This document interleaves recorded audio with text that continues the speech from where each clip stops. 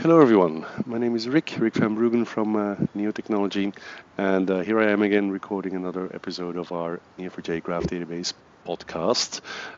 With me tonight is all the way from California, Nicole White from Neo. Hi Nicole. Hi, Rick. How are you? I'm very well. Yourself? Very good.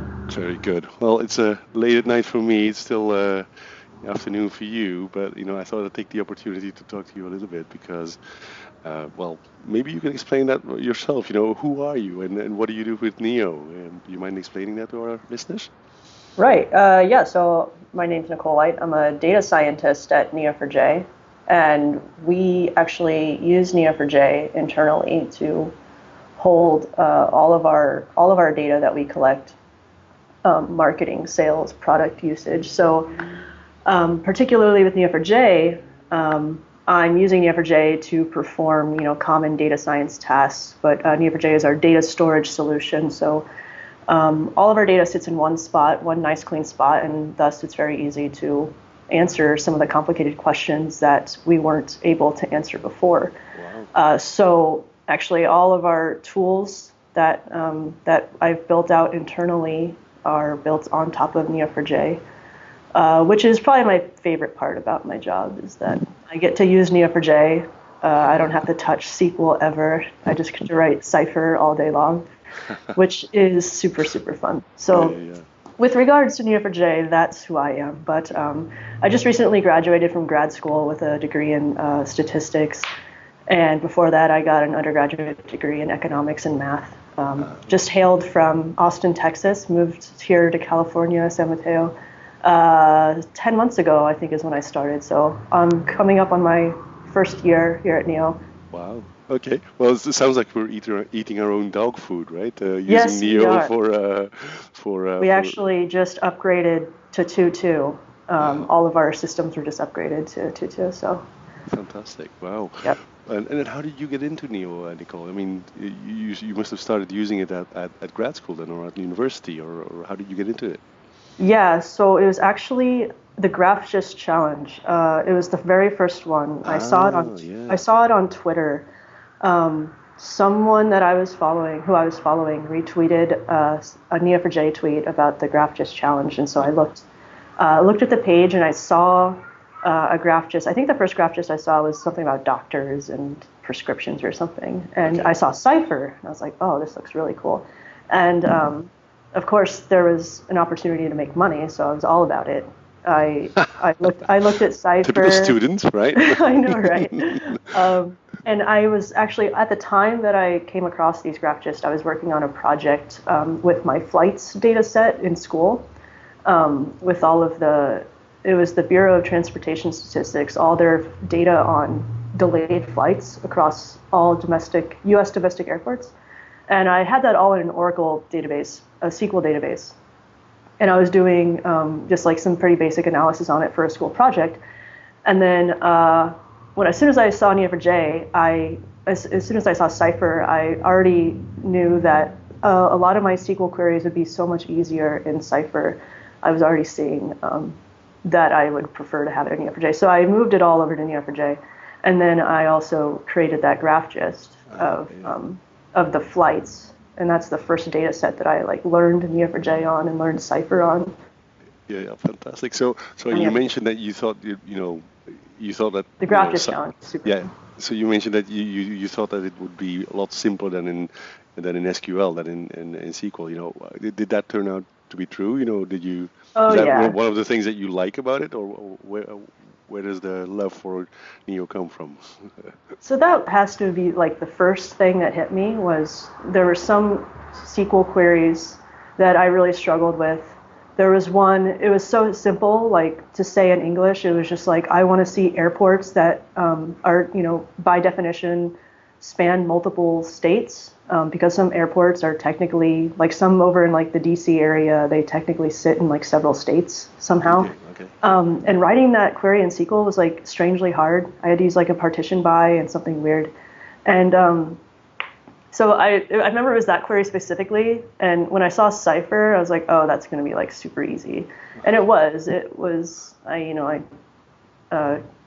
took a SQL query that was probably like 20 lines and like really hard to read, and put it into Cypher. And that's what I love about Neo4j is that you can take a question that you've posed in English and very easily translate it into Cypher, and vice versa. Like I can take a Cypher query and then translate it back to English very easily, even if it's a data set I've never seen before, and a Cypher query I've never seen before. I can easily just scan through it and say, oh, this is what they're doing, in English. Whereas when someone sends you a SQL query, and you, particularly with a data set you haven't worked with, translating it back to English is really hard. Just trying to scan everything that's going on in the SQL query, I think is very difficult. So I think from a collaboration standpoint, Neo4j is super awesome, because I got a few of my classmates to work with me on this, on putting all the flights data into Neo4j.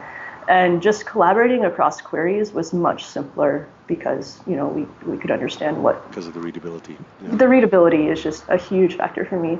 Yeah. And I think that's probably what I love most about Neo4j is Cypher, I would have to say. Yeah.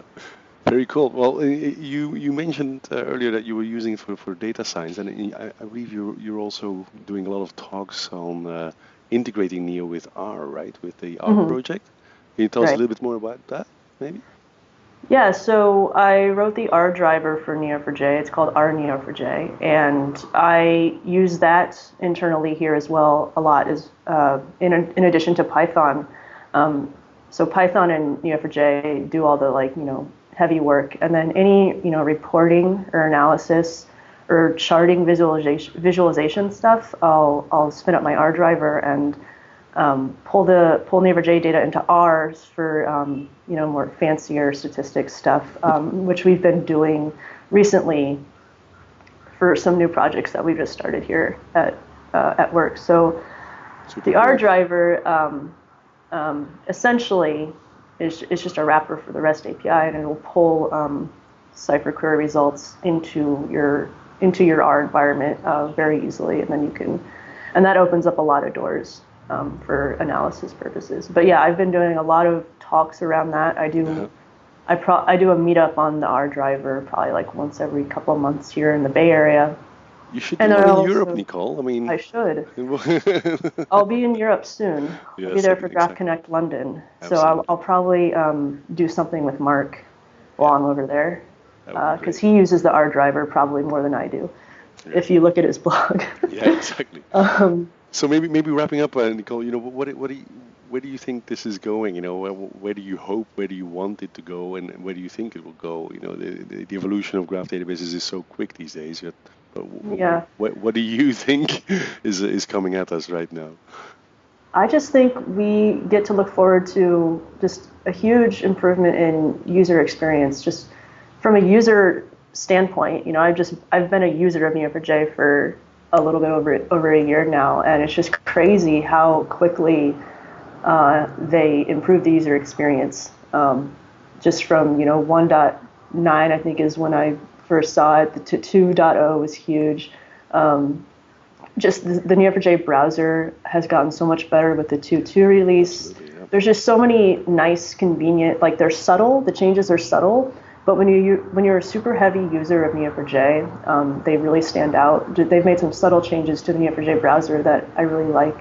So I think I'm mostly looking forward to the huge improvements in user experience that are most likely continuing to come. And also, I think, from my standpoint as well, the whole import process for Neo4j is going to continue getting more awesome, because I feel like import was our biggest weakness when I first encountered Neo4j. We didn't have a lot of really easy to use tools, and within a year we have load CSV, which is really easy, and then we have the 2.2 import tool, which is really easy and super fast. So I feel like that's also what I'm looking forward to, is continued improvements on the import part of Neo4j, because that's the first part you're going to encounter, right? Yeah. As a new user, the first thing you're going to want to do is import your data. So I'm really happy that we've been putting so much work into that part. The whole import experience has gotten. I could not agree more. As you know, I'm in sales, and I know how important this is. So yes, very good. Thank you so much, Nicole, for coming online and doing this recording with me. I really appreciate it. Yeah, thanks for having me. Yeah, it was great having you on the podcast, and I really appreciate it. So, thank you again, and yeah, I look forward to seeing you at Graph Connect. Yeah, I look forward to it as well. Have a good one. See you. Bye.